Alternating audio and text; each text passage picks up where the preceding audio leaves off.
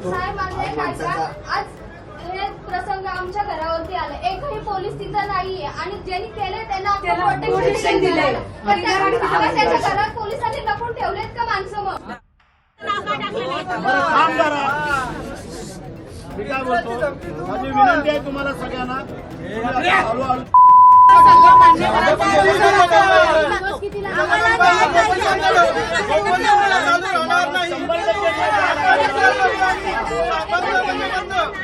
जरा जरा थांबा की ओपन बोलायच्या नसतात. मी तुला विनंती करतो. साहेब माझं एक ऐका, आज हे प्रसंग आमच्या घरावरती आले, एकही पोलीस तिथं नाहीये आणि ज्यांनी केले त्यांना प्रोटेक्शन दिलंय.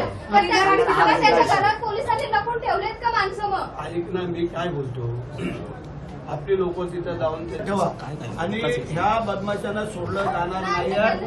हा, आणि आता मॅडमनी शब्द दिलेला आहे, एवढं जे काय होतं ते त्यांनी व्यवस्थित दुरुस्त करून आपल्याकडे घेतलेलं आहे आणि तुम्हाला 100% न्याय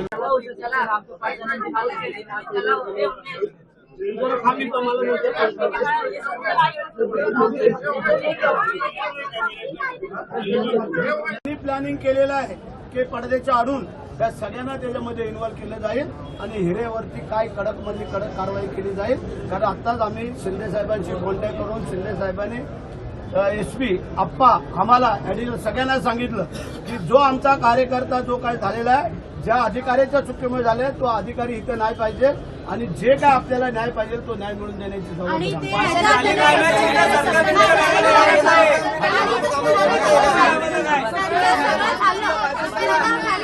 ती लोक आम्हाला गावात राहिलेली नाही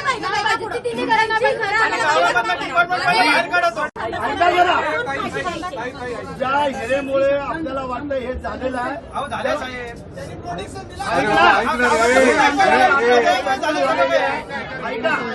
हिरेचाही बंदोबस्त. थांब जरा. मी काय बोलतो, माझी विनंती आहे तुम्हाला सगळ्यांना, हळूहळू चर्चा झाली तुम्ही याच्या अगोदर आणि तो जो इथला अधिकारी आहे कोण सोनवणे का काय हिरे त्याचा बंदोबस्त आम्ही करतोय. तुम्ही त्याची काळजी करायचं कारण मी तुमचा शब्द देतो काय, कारण ठीक आहे माणसाने थोडंफार काहीतरी आत्मचिंतन करणं गरजेचं आहे. मॅडम असे काही अधिकारी असले का तुमच्या डिपार्टमेंटला डाग लागला जातो. तुम्ही बरेचसे चांगले आहेत पण काही लोक एखादे असतात ना बोलतात, तशी ही घटना आहे, ऐकत नाही आहे. कारण जेवढं लेट होते तेवढं ते पुढे पुढे पळत जातात. लक्षात साईडलाच बसले होते, त्यांना कामच करून घेत होते. तसं नसतं का ताई? काय होतं आपल्या एवढ्या मॉप मध्ये सगळं होईल.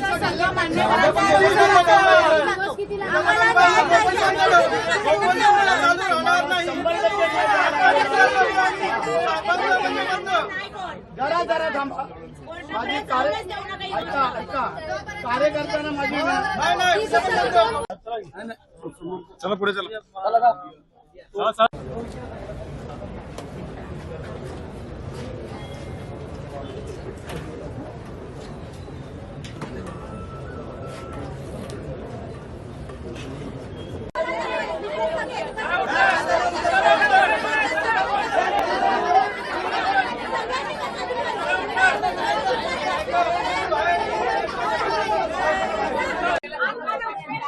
उमेश पे उमेश आप लोग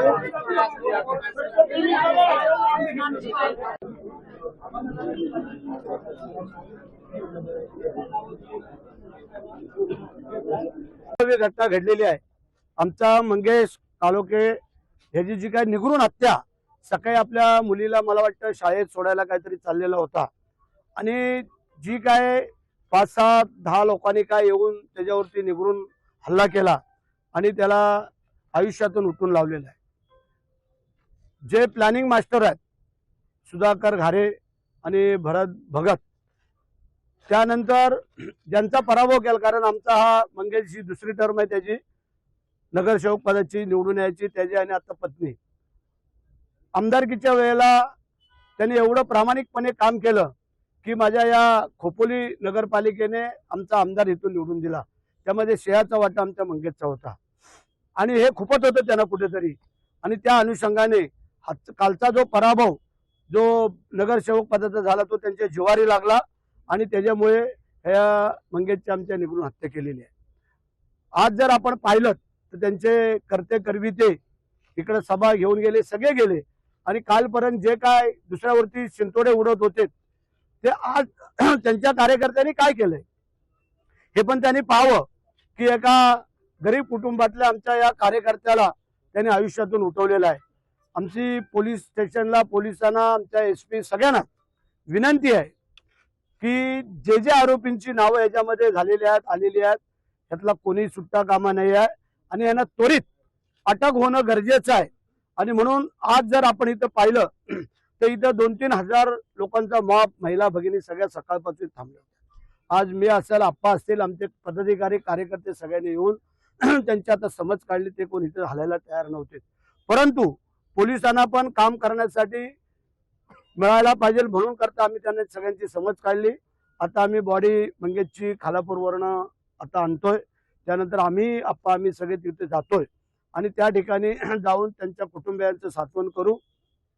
आणि जे आरोपी आहेत आणि आरोपींबरोबर जे इथले पोलीस इन्स्पेक्टर हिरे ह्यांच्याकडून जी काय चूक झालेली आहे, कारण तो त्या आरोपींचा मित्र आहे, हिरे म्हणून असा आता संबोधलं गेलेलं आहे.